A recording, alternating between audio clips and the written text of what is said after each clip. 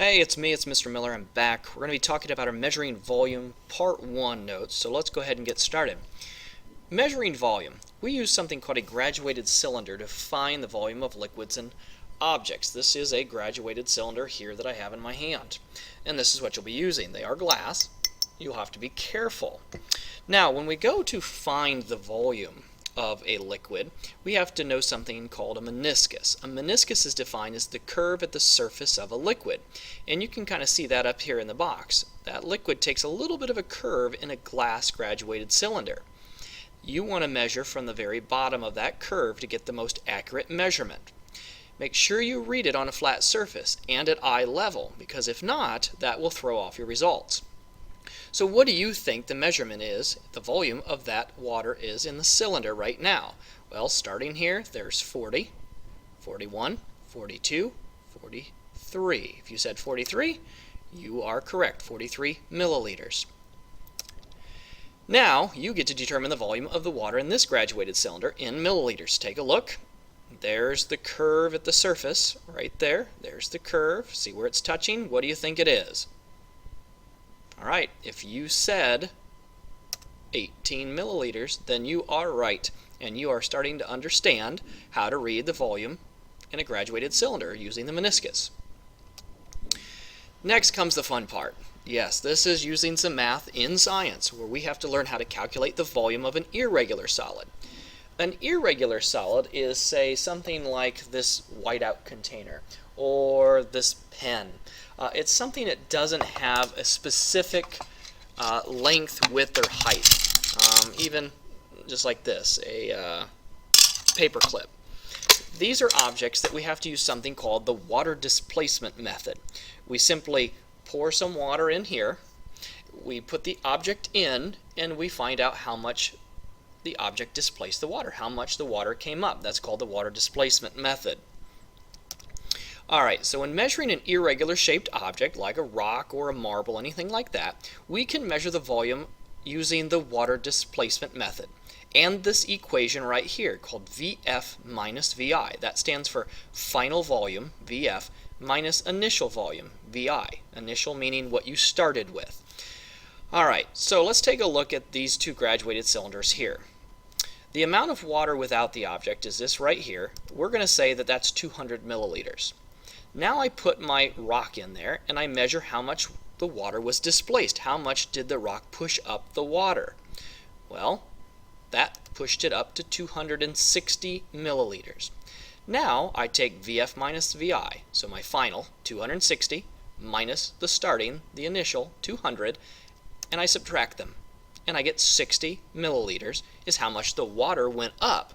I want to know the volume of the object. I have to convert it to 60 centimeters cubed. Milliliters only measures water.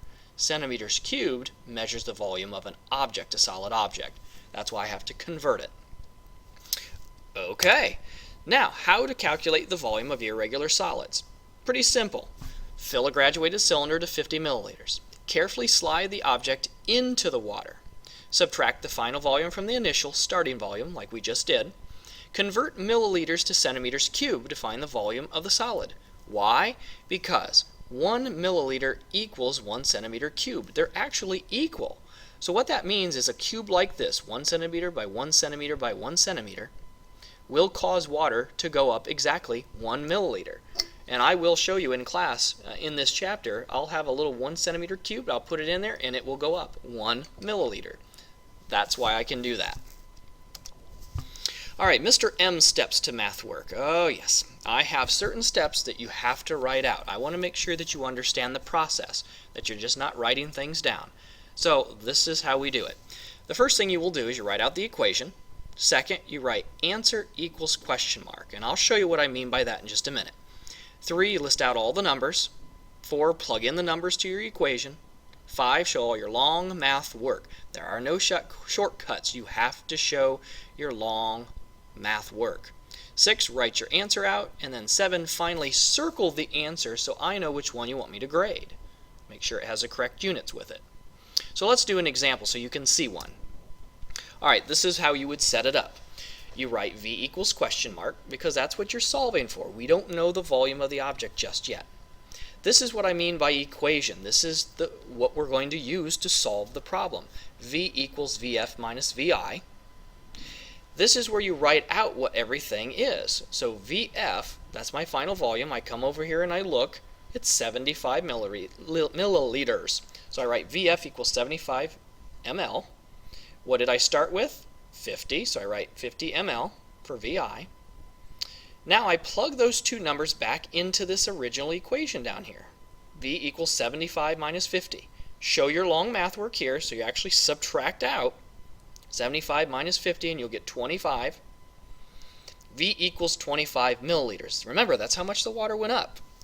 I have to convert it to V equals 25 centimeters cubed, so I know what the volume of that rock is. And then I circle the final answer so I know what to grade. That's how you do it.